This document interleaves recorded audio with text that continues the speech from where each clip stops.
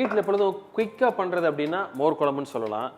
இதுக்கு வந்து cooking time ரொம்ப கம்மி, பட் ப்ரிப்பரேஷன் டைம் கொஞ்சம் கரெக்டாக ஆகும். இந்த மோர் குழம்பே ஒரு ஸ்பெஷலாக பண்ண எப்படி இருக்கும் அப்படின்னு பார்த்தா இந்த பருப்பு உருண்டை மோர் குழம்பு. இன்றைக்கி இந்த பருப்பு உருண்டை மோர் குழம்புல ஒரு ஹோம் ரெசிபியாக வித்தியாசமாக சில ஸ்பெஷல் இன்க்ரீடியன்ஸை சேர்த்து அதில் இருக்கிற ஃப்ளேவர் கொஞ்சம் என்ஹான்ஸ் பண்ணி கொடுக்குறது எப்படின்னு பார்ப்போம். அதுக்கு என்னென்ன சேர்க்குறதுன்னு நீ பார்ப்போம்.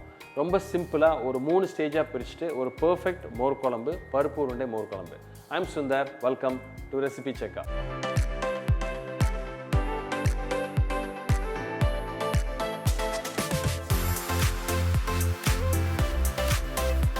ஸோ இந்த ப்ராசஸ் ஆரம்பிக்கிறது முன்னாடி நம்ம ரொம்ப முக்கியமாக பண்ண வேண்டியது என்ன பண்ணியிருக்கேன் அப்படின்னா, பச்சரிசி ஒரு 3 டீஸ்பூன், அதே மாதிரி துவரம்பருப்பு ஒரு 1 டீஸ்பூன், அதே மாதிரி ஜீரகம் 1/2 டீஸ்பூன், மல்லி விதை ஒரு 1/2 டீஸ்பூன், இதெல்லாம் எடுத்து தண்ணி ஊற்றி ஒரு 20 நிமிஷம் ஊற வைக்கிறோம். இதுதான் நம்ம அந்த மோர் குழம்புக்குள்ளே ஒரு திக்கினிங் ஏஜென்ட் அப்படின்னு சொல்லலாம்.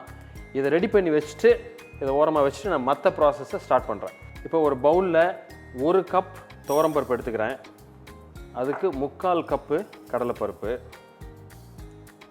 1 டீஸ்பூன் ஜீரகம், ஒரு 3 காஞ்ச மிளகா, தண்ணி ஊற்றிக்கலாம். அது கிட்டத்தட்ட ஒரு 20 நிமிஷம் இது இப்போ ஊறணும். இப்போ ஊறி தண்ணி வடிகட்டின இந்த பருப்பு இப்போ ரெடியாக இருக்குது. இப்போ நம்ம ஊற வச்சதை ஒரு மிக்ஸி ஜாரில் வச்சு ஒரு கோர்ஸ் கிரைண்ட் பண்ணிடலாம். ஸோ இதில் இப்போ நம்ம ஸ்டீம் பண்ணுறதுக்கு முன்னாடி என்னென்ன சேர்க்குறதுன்னு பார்ப்போம். இதுக்கு தேவையான அளவு கொஞ்சம் உப்பு. என்ன பண்ணியிருக்கேன் அப்படின்னா, இது வந்து ஒரு பர்சனல் சாய்ஸ், இது என்னோடய பர்சனல் சாய்ஸ்ன்னு சொல்லலாம். எங்கள் வீட்டில் அதை யூஸ் பண்ணுறோம். ஸ்ப்ரிங் ஆனியன், இந்த வெங்காயத்தாள் வந்து பொடி பொடியாக வெட்டி கொஞ்சம் சேர்த்துங்க. நல்ல ஒரு வாசனையாக இருக்கும், ரொம்ப ஒரு யூனிக் ஃப்ளேவராக இருக்கும். அதோடவே அந்த கீழே அந்த வெங்காயத்தாளில் இருக்கிற சின்ன வெங்காயம் அதையும் வெட்டி இதில் சேர்த்துங்க. இதெல்லாம் மிக்ஸ் பண்ணிவிட்டு ஒரு சின்ன எலுமிச்சம்பழம் சைஸுக்கு இந்த மாதிரி உருண்டையாக நல்லா டைட்டாக ரோல் பண்ணிடுங்க. இதை என்ன பண்ணுறேன், ஒரு இட்லி ஸ்டீமர் எடுத்து அதில் ஒரு இலையில் கொஞ்சம் ஆயில் அப்ளை பண்ணியிருக்கேன். இது அழகாக அப்படி அடுக்கி ஒரு 10 நிமிஷம் நல்லா ஸ்டீம் பண்ணுங்கள். அழகாக அது வெந்துடும். இது வெந்துட்டு இருக்கிறப்பே இதுக்கு அடுத்து தேவையான ஒரு பர்டிகுலர் அரவை அதை ரெடி பண்ணிடலாம். நம்ம ஏற்கனவே ஊற வச்சுருக்கோம் அரிசிலாம், அதையும் சேர்த்து பண்ணிடலாம். இது ஏற்கனவே நம்ம ஊற வச்சுருக்கிற அரிசி, துவரம் பருப்பு, ஜீரகம், அதே மாதிரி கொத்தமல்லி, ஒரு 1/4 மூடி தேங்காய், ஒரு 2-3 பூண்டு பல் சேர்த்துக்கலாம், ஒரு 2 பச்சை மிளகாய். இதுதான் அந்த மோர் குழம்புக்கு ஒரு பேஸ், ஒரு திக்கினிங் ஏஜென்ட் சொல்லலாம். இதை நல்லா தண்ணி ஊற்றி நைஸாக அரைச்சிட்டு இதில் இருந்தால் நம்ம இந்த மோர் குழம்பு செய்ய போகிறோம். இப்போ நம்ம என்ன பண்ணுறோன்னா, ஒரு பவுலில் நமக்கு தேவையான 1 கப்பு தயிர் எடுத்துங்க. ஆக்சுவலாக மோர் ஆக்கிக்கணும், ஸோ தயிர் எடுத்துக்கலாம் இன்றைக்கி. இப்போ நம்ம அரைச்சி வச்சுருக்கிற பேஸ்ட்டு இதில் சேர்த்துக்கலாம். இதில் நம்ம என்ன சேர்த்து வச்சுருக்கோம், இப்போ தேங்காய், அரிசி ஊற வச்சது, அதே மாதிரி பச்சை மிளகா, பூண்டு. ஸோ இந்த பேஸ்ட் இதில் சேர்த்துங்க. ஒரு 1/2 ஸ்பூன் மஞ்சள் பொடி, தேவையான அளவு உப்பு. இதை நல்லா மிக்ஸ் பண்ணி நல்ல ஒரு மோர் மாதிரி நம்ம ஆக்கிக்கலாம். இதில் இன்னும் கொஞ்சம் தண்ணி எக்ஸ்ட்ரா சேர்த்து. ஸோ இப்போ இந்த மிக்ஸ் ரெடி. நம்ம ஏற்கனவே ஸ்டீமிங் பண்ணி வச்சுருக்கிற அந்த உருண்டை ரெடி ஆயிடுச்சான்னு பார்ப்போம். இப்போ கிட்டத்தட்ட ஒரு 10 நிமிஷம் இந்த உருண்டை வந்து நல்லா ஸ்டீமிங் ஆயிடுச்சு. இந்த மெயின் டைம் நம்ம என்ன பண்ணியிருக்கோம்னா, இந்த மிக்ஸ் பண்ணி இது எல்லாமே ரெடி பண்ணி வச்சிட்டோம். இது ஜஸ்ட் ஒரு ஈஸி அசம்பிளிங் ப்ராசஸ் தான். இது எப்படி குக் ஆயிருக்கு அப்படின்னு நம்ம பார்த்துடலாம். நல்லா குக் ஆயிடுச்சு.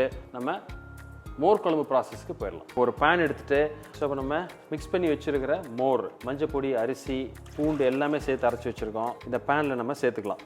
இப்போ இந்த மோர் குழம்பு ரொம்ப முக்கியமான ப்ராசஸ் அப்படின்னா, இது கொதிச்சிடக்கூடாது. அந்த கொதி வரத்துக்கு முன்னாடி இப்போ நம்ம உருண்டையை இதுக்குள்ளே சேர்க்க போகிறோம்.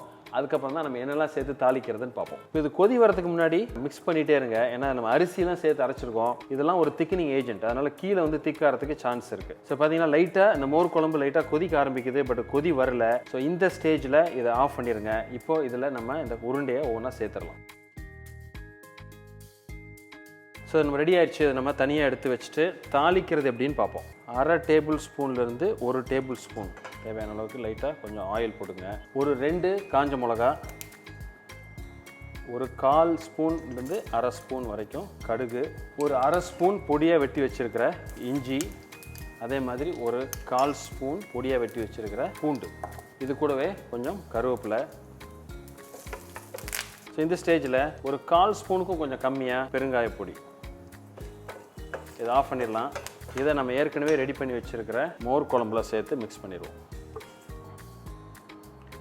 ஸோ ஃபைனலாக பொடியாக வெட்டி வச்சுருக்கிற கொஞ்சம் கொத்தமல்லி ஒரு கார்னிஷ்க்கு. ஒரு பர்ஃபெக்டான பருப்பு உருண்டை மோர் குழம்பு எப்படி பண்ணுறதுன்னு பார்த்தீங்க. நிறைய பொருள் இருக்கிற மாதிரி இருக்கும், பட் ஆனால் நம்ம ஈஸியாக ஸ்டேஜாக பிரிச்சிட்டோம் அப்படின்னா ரொம்ப ஒரு அருமையான டிஷ், வித்தியாசமாக இருக்கும். ஒரு ஸ்பெஷல் மோர் குழம்பு அப்படின்னு சொல்லலாம். ஸோ இந்த வீடியோ பிடிச்சிருந்துன்னா எங்களுக்கு ஒரு லைக் கொடுங்க, கமெண்ட் பண்ணுங்கள், இதை பற்றி உங்கள் ஃப்ரெண்ட்ஸோடு இதை ஷேர் பண்ணுங்கள். நம்ம சேனல்லேயே இந்த பருப்பு உருண்டை போட்டு ஒரு குழம்பும் பண்ணியிருக்கோம். ஸோ அது உங்களுக்கு இது இன்ட்ரெஸ்ட்டாக இருந்தால் கண்டிப்பாக அதுவும் நீங்கள் ட்ரை பண்ணி பார்க்கலாம். இதெல்லாம் ட்ரை பண்ணி பார்த்துட்டு உங்களோட ஃபீட்பேக் எங்களுக்கு சொல்லுங்கள். இதே மாதிரி இன்னொரு நாள் இன்னொரு ஸ்பெஷல் ரெசிபியோட உங்களை மீட் பண்ணுறேன். அது வரைக்கும் ஹாப்பி குக்கிங்.